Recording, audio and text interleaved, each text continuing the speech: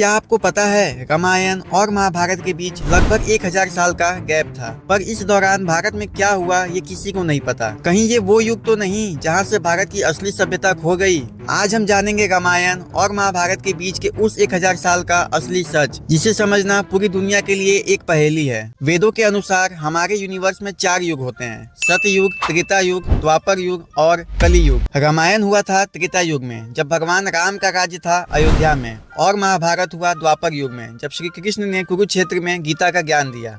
लेकिन सवाल ये है, त्रेता और द्वापर के बीच में क्या हुआ? क्या सब कुछ खत्म हो गया था या भारत में एक नई सिविलाइजेशन ने जन्म ले ली थी? इस गैप के बारे में सबसे पहला क्लू मिलता है विष्णु पुराण और मत्स्य पुराण में, जहां लिखा है कि राम के पुत्र लव और कुश ने एक नया राज्य बसाया। लव ने लाहौर और कुश ने कसुर में अपना नया साम्राज्य बनाया, जो कि आज का पाकिस्तान है। उनके वंशजों ने कई राज्य बसाए: कोसला, विदेहा, मगध और मिथिला। यही वो टाइम था जब आर्यवर्त नाम से भारत एक शक्तिशाली राष्ट्र बन रहा था। हिस्टोरियंस के हिसाब से त्रेता के अंत और द्वापर के प्रारंभ के बीच इक्ष्वाकु वंश यानी कि राम के वंशज और यादव वंश यानी कि कृष्ण के वंशज दोनों तेजी से फल फूल रहे थे। इसी दौरान भारत के कई शहरों का जिक्र मिलता है, जैसे अयोध्या, मिथिला, काशी, हस्तिनापुर और द्वारिका।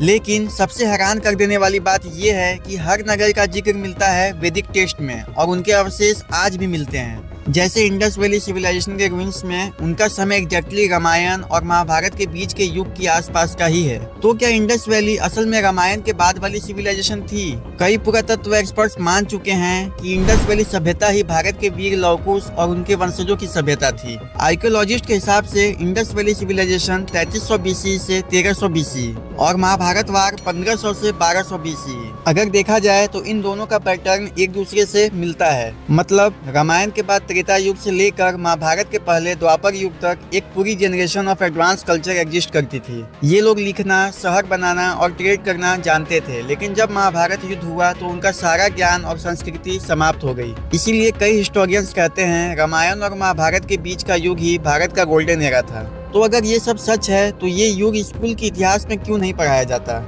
एक्सपर्ट्स कहते हैं ब्रिटिश हिस्टोरियंस ने भारत के कैलेंडर को डिस्टॉर्ट किया। उन्होंने पुराने युगों को मिथ बोल दिया, लेकिन भारत के वेद, पुराण, टेम्पल सब एक ही बात का प्रूफ देते हैं। रामायण और महाभारत के बीच में भारत का असली इतिहास छुपा है। अगर स्पिरिचुअल वे में इसे समझा जाए तो कुछ धार्मिक ग्रंथ कहते हैं इस दौरान मानव चेतना के जागरण का युग था, यानी लोगों के आसपास शस्त्र अस्त्र ही नहीं, मंत्र और मानव शक्ति भी थी। इसी युग में ऋषि मुनि ने योग, आयुर्वेदा और वैदिक ज्ञान लिखा। इसीलिए महाभारत के समय तक भारत दुनिया का सबसे शक्तिशाली राष्ट्र था। महाभारत के बाद आया कली युग, जहाँ सब ज्ञान धीरे धीरे खत्म होने लगा। रामायण और महाभारत के बीच का युग ही भारत का लॉस्ट चैप्टर है। शायद इसीलिए आज हम उस युग के फुटप्रिंट्स हर मंदिर, हर श्लोक और हर धरती के कोने में महसूस करते हैं। तो आप क्या सोचते हैं, क्या रामायण और महाभारत के बीच एक ऐसी सिविलाइजेशन थी जिसे दुनिया भूल गई? कमेंट्स में लिखिए, क्या ये सब मिथ है या छुपा हुआ सच? अगर आपको ये वीडियो अच्छा लगा हो तो वीडियो को लाइक, शेयर, चैनल को सब्सक्राइब जरूर कर लेना।